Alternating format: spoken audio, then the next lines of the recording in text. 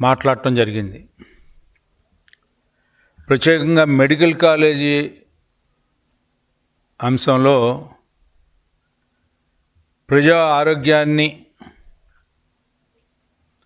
పక్కదారికి పెడతా ఉంది ఈ ప్రభుత్వం,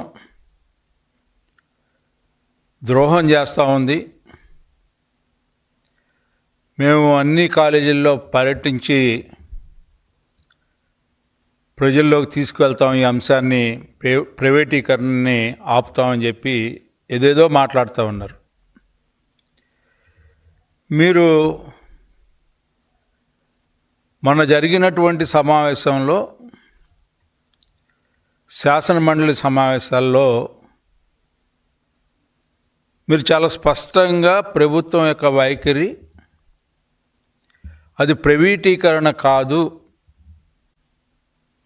పీపీపీ అంటే చాలా స్పష్టంగా వివరించడం జరిగింది. నేటి వైద్య ఆరోగ్య శాఖ మంత్రి గారి ద్వారా.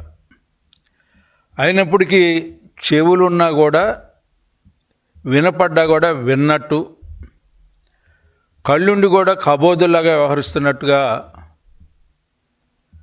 సమావేశాల్లో మీకు ఇష్టం లేకపోతే వాకౌటు, అసెంబ్లీ సమావేశాలకి పూర్తిగా మీ నాయకుడు, మీ పార్టీ యొక్క ఆలోచనని చెప్పలేక, వివరించలేక మీరు చేసినటువంటి మోసాలు, దగ, వంచన వీటిలన్నింటినీ ప్రశ్నిస్తారేమనే భయంతో ఈ రోజున మీరు బతుకుని కొనసాగిస్తూ మీరు మరలా మా మీద మాట్లాడటం అనేది నిజంగా చాలా హాస్యాస్పదంగా ఉంది. జరిగిన శాసనమండలి సమావేశాల్లో మీరేం మాట్లాడారు, ఎక్కడ మాట్లాడారు, దీని మీద ఏ రకంగా స్పందించారు? స్పందించకపోగా వాకౌట్లతో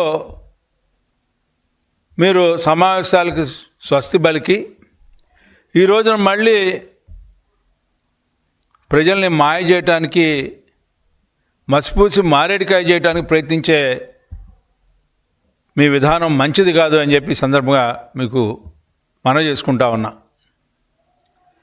ఎందుకంటే మీరు చాలా ప్రైవేటు పరం అనే విమర్శ చెప్పంగా ప్రజల్లో ఒక రకమైనటువంటి భ్రమలు కల్పించడానికి మీరు ప్రయత్నిస్తూ ఉన్నారు. అసలు ఈ ప్రైవేట్ పరం అనేది ఏంటి, ఎవరు చేశారు? మీరు చేసినటువంటి ప్రజా ఆరోగ్యం మీద కక్ష కట్టి మీరు చేసినటువంటి నాశనం ఇంత అంత కాదని చెప్పి మీకు మనవి చేస్తా ఉన్నాను. మీరందరూ కూడా కాగితాలకు పరిమితి అయ్యారు. ప్రజల డబ్బుతో ఫౌండేషన్ వేయించి ప్రాజెక్టులను వదిలేశారు. ఎక్కడ మీరు పూర్తి చేశారు, ఏ రకంగా మీరు పూర్తి చేశారు నాకు తెలియగడుగుతా ఉన్నాను.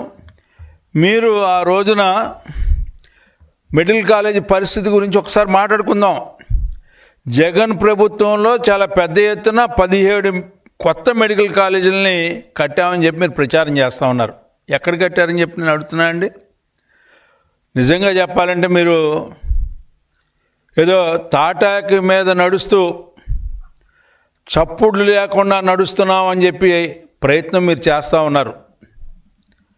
మీరు చేసే ప్రతి అడుగు కూడా, మీరు వేసిన ప్రతి అడుగు కూడా ఇవాళకి కూడా కళ్ళకు కనపడినట్టు చాలా చక్కగా కనపడతా ఉంది మీరు చేసినటువంటి విధ్వంసం. ప్రత్యేకంగా ప్రైవేట్ కాలేజీలకే వద్దాం. ఏదైతే మీరు ప్రైవేట్ కాలేజీలు అని చెప్పి మీరు ప్రభుత్వ కాలేజీలుగా మీరు చెప్పుకుంటున్నారో, ఆ 17 కాలేజీల్లో ఎన్ని కాలేజీలకి మీకు నేషనల్ మెడికల్ కౌన్సిల్ నుంచి అనుమతులు వచ్చినాయని చెప్పి నేను అడుగుతా ఉన్నా. 5 కాలేజీలకు వస్తే 5 కాలేజీలకి ఏ రకంగా మీరు నిర్మాణాలు పూర్తి చేశారని చెప్పి నేను అడుగుతా ఉన్నా. ఎంత ఖర్చు పెట్టారని చెప్పి నేను అడుగుతా ఉన్నా. దాంట్లో కూడా ఒక కాలేజీ కేంద్ర ప్రభుత్వం పూర్తిగా బాధ్యత వహించినటువంటి ట్రైబల్లో ఏరియాలో కట్టినటువంటి కాలేజీ, పాడేరులో కట్టినటువంటి కాలేజీలో కూడా ఎన్ని సీట్లు మీరు తీసుకొచ్చారు? మనం ఈ మొత్తం కాలేజీలకి 1750 సీట్లు ఇంకా రావాల్సి ఉంటే, దాదాపు 2250 సీట్లు రావాల్సి ఉంటే, కనీసం నిర్మాణం కూడా ప్రారంభం కానటువంటి కాలేజీలకి నువ్వు అనుమతులు ఇచ్చి పేపర్లకే పరిమితి అయ్యి ఈ రోజున ఏదో ప్రగల్భాలు పలుకుతూ ఉండవేంటి? చాలా స్పష్టంగా చెప్పాం, పీపీపీ మోడల్లో ప్రభుత్వము ప్రైవేటు పార్టిసిపేషను ఈ రెండు కాంబినేషన్తో అత్యంత సమర్థవంతంగా వనరులను సమీకరించుకుంటూ 33 ఏళ్ళు కానీ 66 ఏళ్ళు లీజు కానీ, ఈ లీజ్ ద్వారా ప్రతి సంవత్సరం కూడా ప్రభుత్వం యొక్క అనుమతులతో ప్రభుత్వం యొక్క ఆధ్వర్యంలో నడిచే విధానాన్ని ఒకటి రూపొందించి ఆ రకంగా ఈ కాలేజీలను తీసుకొచ్చి విద్యా విధానంలో పెను మార్పులు తీసుకొచ్చి మనకు అవసరమైనటువంటి మెడికల్ ఫోర్స్ని మనం డెవలప్ చేసుకోవడానికి మనం ప్రయత్నిస్తూ ఉంటే మోకాలడ్డం పెడతామేంటయ్యా బొత్స సత్యనారాయణ గారు? సిరి వచ్చేటప్పుడు మోకాలడ్డం పెట్టినట్టుగా ఉంది, ఇంతకంటే ఏమీ లేదని చెప్పి ఈ సందర్భంగా గుర్తు చేస్తా ఉన్నా. మీరు చేసిన విధానంలో పూర్తిగా